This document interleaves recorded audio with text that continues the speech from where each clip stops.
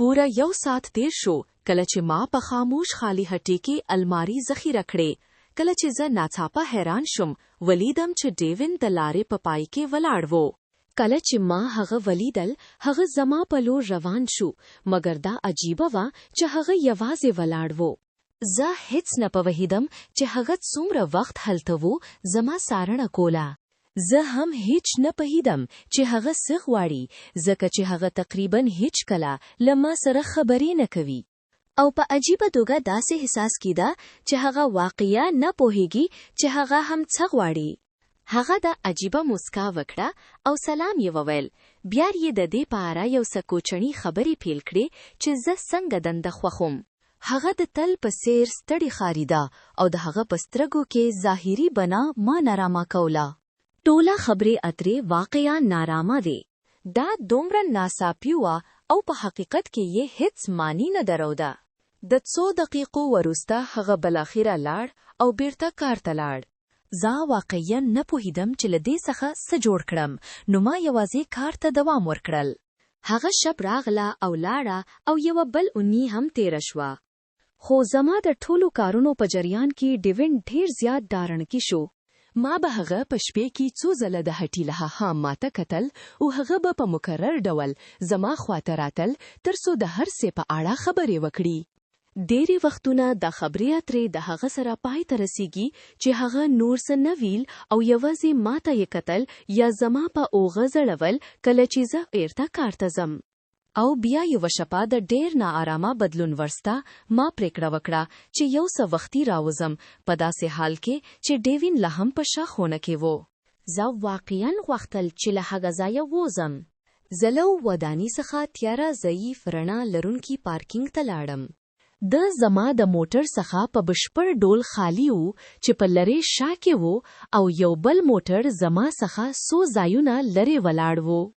یوټار پک اپ ډراپ. ما احساس وکړه چې زما په بدن کې هر څه تنګ شوی دی.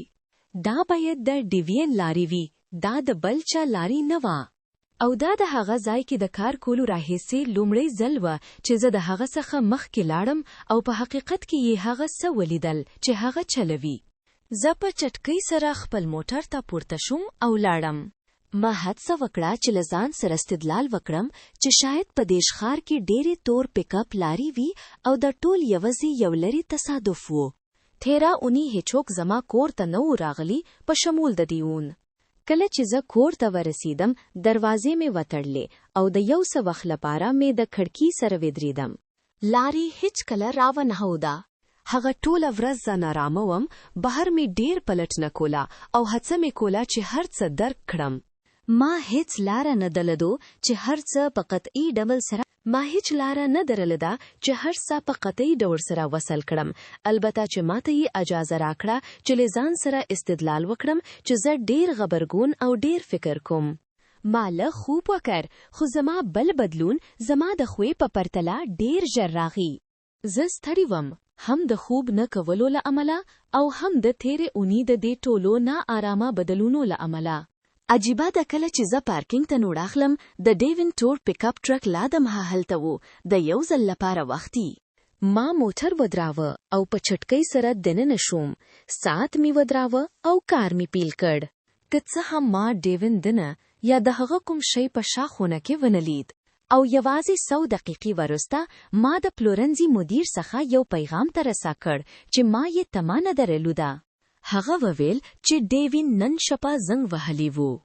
زه سمدلاسې د هټۍ مخې ته منډه کړه. لاري ورکوه څه پیښیږي. زه هلته د 15 دقیقو لپاره انتظار وکړه. لا هم په بشپړ ډول مغشوش وم مګر د یو څه انتظار وروسته زه باید بیرته کار ته لاړ شم. ټوله شپه زه په دې تمه وم چې ډیوین به د لارې په پای کې په هغه وحشتناکه بڼې سره وګورم چې تل یې درلود. خو هغه هیڅ کله ونه زید. د سهار په 3 بجو ما پریکړه وکړه چې 1 ساعت مخکې راووځم کوم چې یقیناً د لیکلو لپاره دلیل وو مګر ما په هغه وخت کې پروا نه درلوده. زه یوازې غوښتل چې له هغه ځایه ووځم. ما د وتلو دمخه کړکۍ وکتلې او د پارکینګ ځای خالی وو. دا یوازې زما موټر وو. زه په بیړه کې دننه شوم او دننه شوم. بلاخره موټر چلول پیل کړل او د آرامي احساس مې وکړل. زه واقعیا یوازې غوښتل چې له هغه ځایه لرې شم. دا ټول شان روان وو او زما په ټوله شفت کې دومره سخت وو او په حقیقت کې ټوله اونۍ زه ستړی او ستړی وم. په تشو او آرامو سړکونو کې کور ته د موټر چلولو ما نور هم ستړی کړه. کله چې زه کور ته راغلم او کور ته ورسیدم نو گاوند هماغسې آرام وو. زما کور ته نږدې په سړک کې هیڅ موټر نه ولاړ. ما په موټر کې موټر ودراوه او د دروازې له لارې دننه لاړم. خپل بوټان مې وایستل او پورته روان شوم. سترګې مې په سختۍ سره خلاصې پاتې کېدلې.